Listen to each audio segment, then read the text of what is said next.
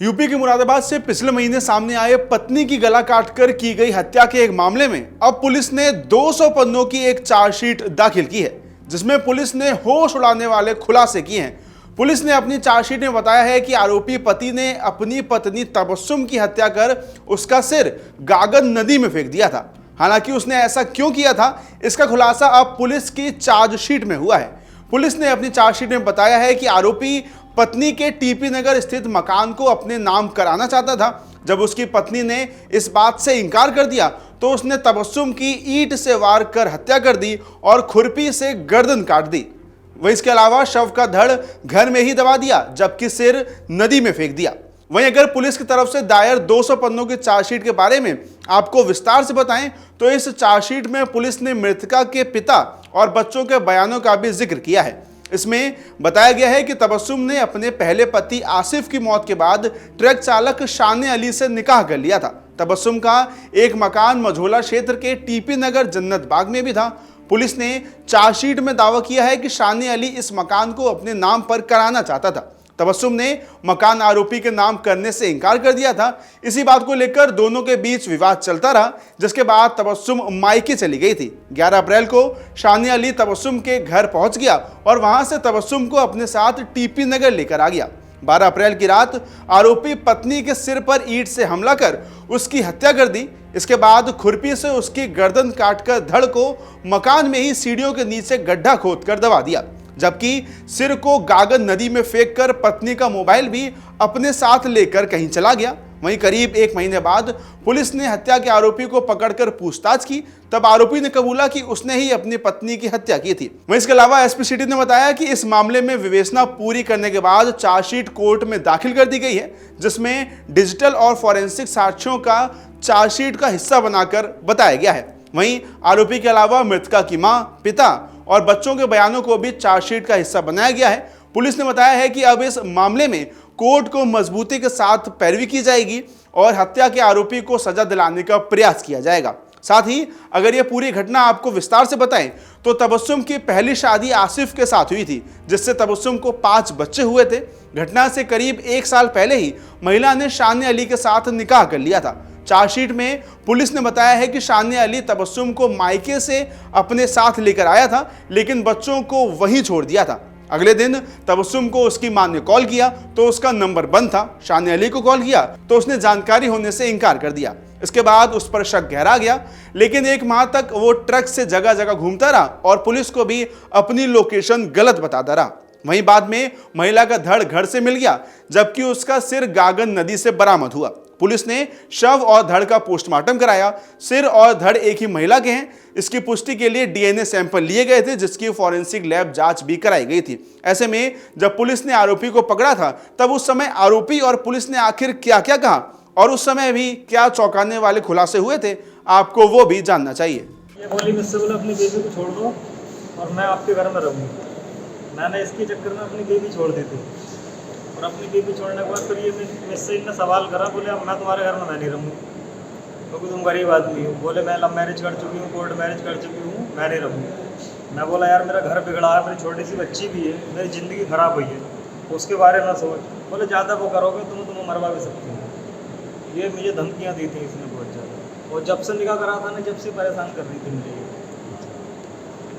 कितने टाइम पहले निकाह हुआ था? निकाह हुआ था मेरा 1 साल पहले। अच्छा, फिर मेरी मजबूरी बन गई थी, मैंने गलत कदम उठा लिया था। क्या गलत कदम? मैंने मार दी मेरे को। कैसे मारा? वो मैंने ईंट मार दी थी। फिर वो खुरपा से वार कर दिया। फिर बस। और कहाँ दबाया? वो मिट्टी को उसको वहीं दबा दिया था मकान। कब? हाँ अफसोस है, होता है। किस चीज़ का अफसोस है? अफसोस इस बात का, वो मेरे साथ ऐसा नहीं करती तो मैं ऐसा नहीं करता उसके साथ। पहली बीवी से कितने बच्चे? पहली बीवी से मेरा 1 लड़की था। अच्छा, और इनसे? इनसे नहीं था। पहली बीवी का क्या हुआ? वो छोड़ दी थी मैंने, उन्हें अच्छा। शादी कर ली पास में। देखिए, सीओ सिविल लाइंस और एसएचओ मझोला प्लस उनकी टीम ने एक बहुत ही सनसनीखेज मर्डर केस का खुलासा किया है। इसमें थाना मझोला पर 18 तारीख को 18/4/2025 को एक महिला के द्वारा अपनी बेटी की गुमशुदगी लिखाई गई थी। उनका ये कहना था कि उनकी बेटी 12 तारीख से जन्नत बाग जो थाना मझोला में स्थित है वहाँ से गायब हैं, नहीं मिल रही हैं और शादीशुदा हैं। उसके बारे में सीओ सिविल लाइंस और इंस्पेक्टर मझोला की टीम लगी। उसमें सर्विलांस और हमारे जो एसओजी की टीम थी सबने अपनी अपनी भूमिका निभाई और लगभग 1 महीना से पहले ही इस घटना का खुलासा हुआ है। इसमें बेसिकली जो मृतका जो गुमशुदा थी उनकी शादी 1 साल पहले उनकी दूसरी शादी एक व्यक्ति के साथ हुई थी जिसका नाम शाने आलम उर्फ रेहान है, जो डिंगरपुर मैनाठेर का रहने वाला है। और ये शादी करने के बाद जो गुमशुदा थी उनके साथ ये जन्नत बाग में उनके गुमशुदा के मकान में रह रहा था।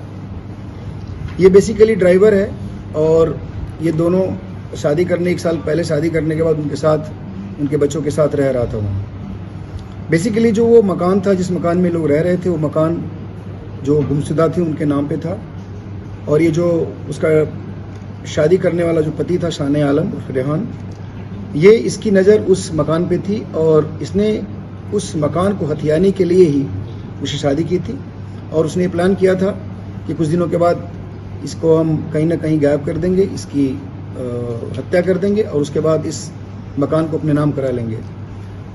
शादी के बाद से लगातार ये उसको मकान को अपने नाम में कराने के लिए दबाव बनाता रहा, लेकिन उसने मना किया।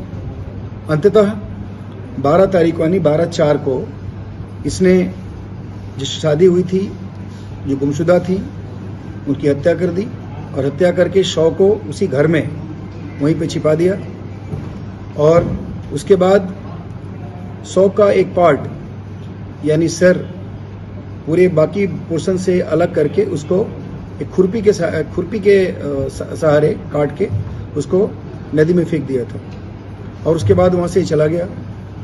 जब ये गुमशुदगी दर्ज हुई हम लोगों ने लगातार बहुत सारे इलेक्ट्रॉनिक एविडेंसेस को कलेक्ट किए, उसमें बातचीत छानबीन की गई। उससे ये संदिग्ध प्रतीत हो रहा था।